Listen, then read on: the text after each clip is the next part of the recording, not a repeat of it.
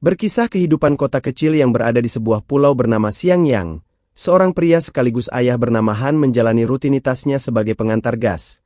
Namun meski mengalami keterbelakangan mental, Han tetap menjadi ayah yang bertanggung jawab pada putrinya yang bernama Bao dengan mengantarkannya ke sekolah.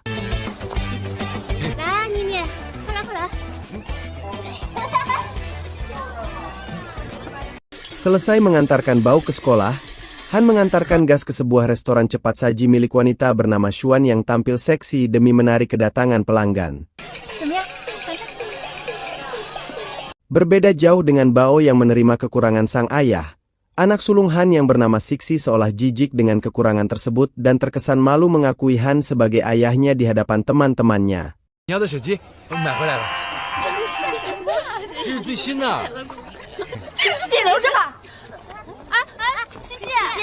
Kesal dengan sang ayah, Sixi yang sedang berada di dalam kelas pun kembali dibuat kesal oleh teman satu kelasnya yang mengerjainya. Namun tepat saat ia meluapkan amarahnya,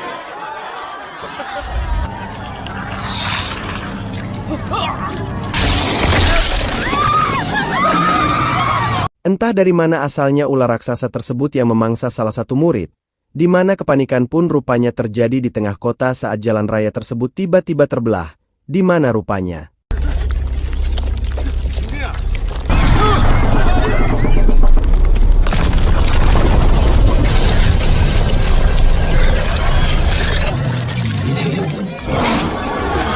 hal itu pun jelas membuat semua orang berhamburan menyelamatkan diri mereka. Terlebih Han yang berusaha menuju ke sekolah untuk menyelamatkan kedua putrinya dari bahaya yang sedang terjadi di sana.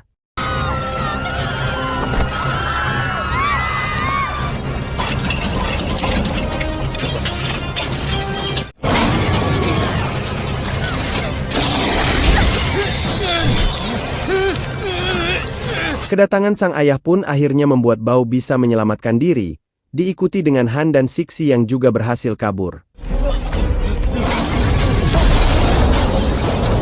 Ketiganya berlarian mencari tempat aman dari serangan ular raksasa itu, di mana saat mereka terdesak di antara tempat sampah, para polisi yang mengetahui hal itu segera menembaki ular itu.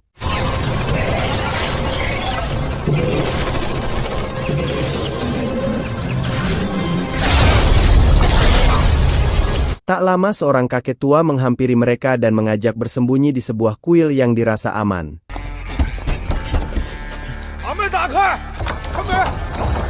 Di kuil itu pun rupanya sudah ada Xuan dan beberapa orang lain yang masih selamat.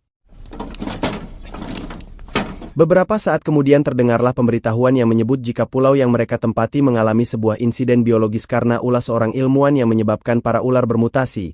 Hingga demi keamanan, para warga diminta untuk secepatnya meninggalkan pulau tersebut.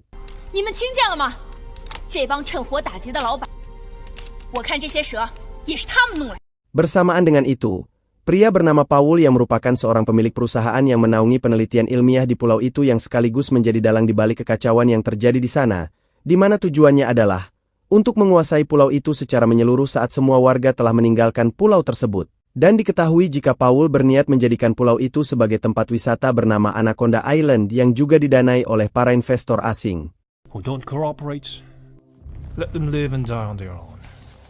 Tak hanya itu, ular-ular itu pun rupanya bisa dengan mudah dikendalikan oleh Paul hanya dengan sebuah remote dengan radius tertentu, di mana hal itu terbukti saat ular-ular itu kembali mengamuk tepat saat Han dan kedua anaknya berniat pergi dari pulau itu.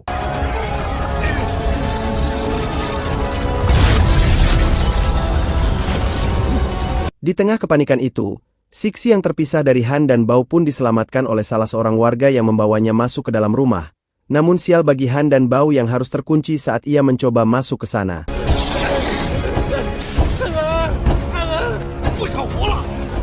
Sixi yang menyadari jika ayah dan adiknya masih di luar pun lalu meminta pria itu untuk membukakan pintunya.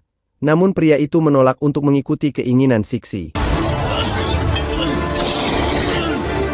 Bersamaan dengan itu, Bao dan Han yang berada di situasi bahaya akhirnya berhasil selamat setelah Bao mampu membuat ular itu terjepit, hingga keduanya bisa diselamatkan oleh si kakek tua.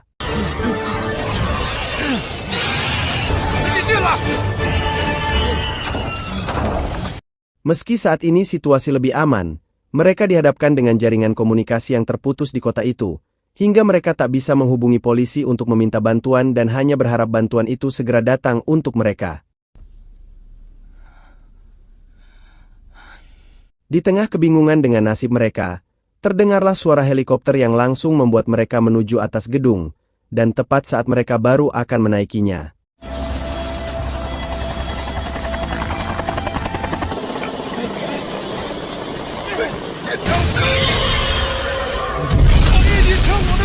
Mereka yang gagal diselamatkan pun harus turun dari atas gedung untuk mencari kendaraan agar bisa secepatnya pergi dari sana, di mana Han yang ingin anaknya tetap selamat pun mencoba mengalihkan ular itu dengan suar yang dipegangnya.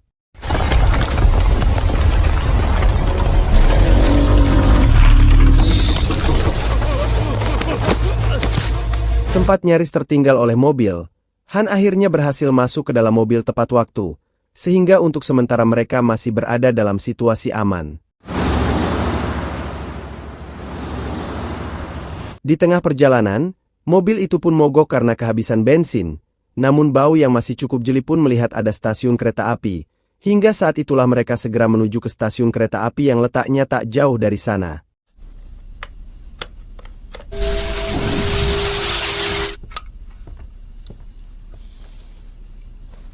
Si kakek yang saat muda pernah menjadi masinis kereta pun mencoba untuk mengaktifkan kereta itu. Sementara di gerbong terlihat Han dan rombongannya pun terkejut ketika menyadari bahwa ada beberapa orang lain yang lebih dulu sampai di dalam kereta itu.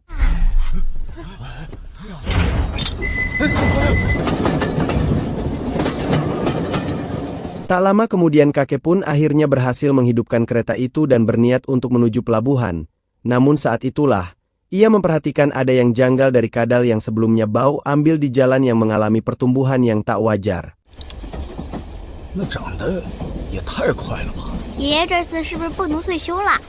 Beberapa saat kemudian, mereka yang ada di dalam gerbong dikejutkan dengan kedatangan seorang pria yang mengaku bekerja di sebuah laboratorium. Yang mana tujuannya ke sana adalah untuk mencari seekor hewan hasil eksperimen yang lepas, di mana rupanya hewan itu adalah seekor kadal yang saat ini dipegang oleh Bao. Hingga saat itulah pria bernama Saki pun mengatakan jika kadal itu harus segera dimusnahkan sebelum membesar dan berubah menjadi raksasa sama seperti ular-ular yang sudah menyerang kota.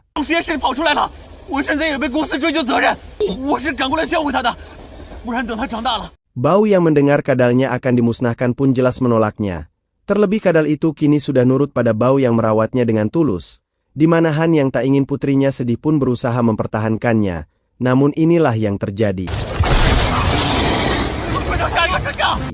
Bao dan Han yang tertinggal di gerbong lain pun benar-benar dalam bahaya. Namun si kakek yang menyadari hal itu pun bergegas membantu Han untuk menghadapi ular itu dengan menakut-nakutinya menggunakan api. Dan bersamaan dengan itu sinyal pemancar kembali berfungsi yang jauh lebih kuat dan membuat telinga mereka sakit. Hingga setelah itu,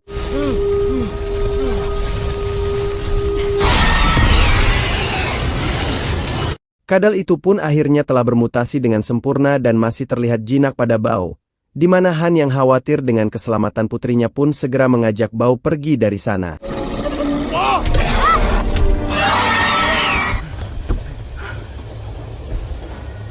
Seketika itulah si kakek meminta pada Han dan yang lainnya untuk naik ke atas gerbong kereta.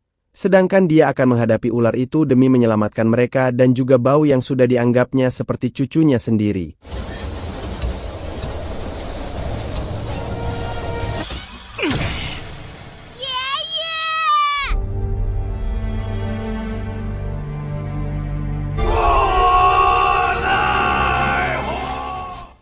Sadar dengan rencananya yang berantakan, Paul memerintahkan untuk menghabisi semua yang ada di pulau itu tanpa terkecuali yang bertujuan agar ia bisa secepatnya menguasai pulau itu, sekaligus untuk melenyapkan mereka yang masih hidup yang berpotensi menjadi saksi.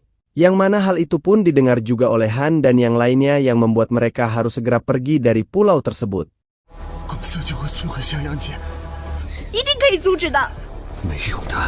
Saki pun menyebut jika harapan mereka untuk diselamatkan masih terbuka dengan alat komunikasi yang berada di laboratorium yang ada di Gunung Pithon yang bisa mereka gunakan untuk meminta bantuan. Namun di tengah ketegangan itu,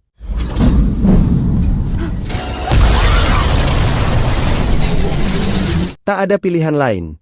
Han yang ingin kedua putrinya selamat pun meminta Xuan untuk membawa Sixi dan Bao pergi, sedangkan dia akan menghadapi ular raksasa itu seorang diri. Pada akhirnya, Xuan dan kedua anak Han berhasil keluar dari kereta itu dengan selamat. Begitupun dengan Han yang masih selamat dari kejadian tadi.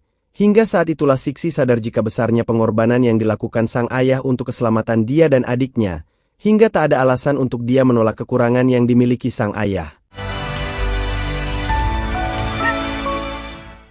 Sesampainya di laboratorium yang dimaksud Saki tadi, mereka yang tak mau menunggu lama pun segera mencari alat komunikasi yang Saki sebutkan, di mana Paul yang tahu keberadaan mereka di sana pun meminta agar tak ada satupun yang keluar dari gedung itu dengan selamat.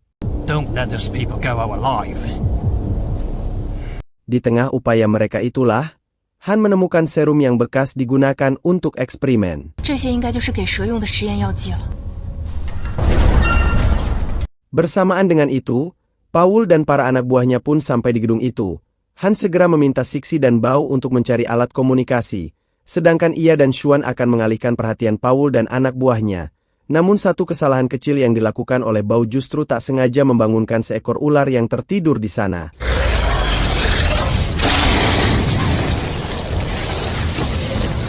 Tak lama kemudian, Bao menebus kesalahannya dengan berhasil menghubungi pihak kepolisian dan memberitahu keberadaan mereka di sana tepat saat keberadaan Han dan Xuan diketahui oleh Paul.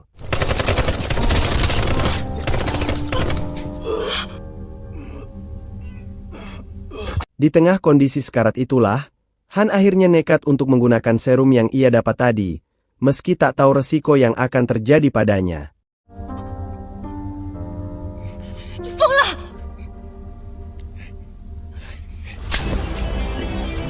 Tak lama setelah itu, hal tak terduga pun terjadi ketika Han seolah mendapat kekuatan berkali-kali lipat dan tak mampu mengendalikan dirinya yang membuatnya bisa dengan mudah melibas semua anak buah Paul.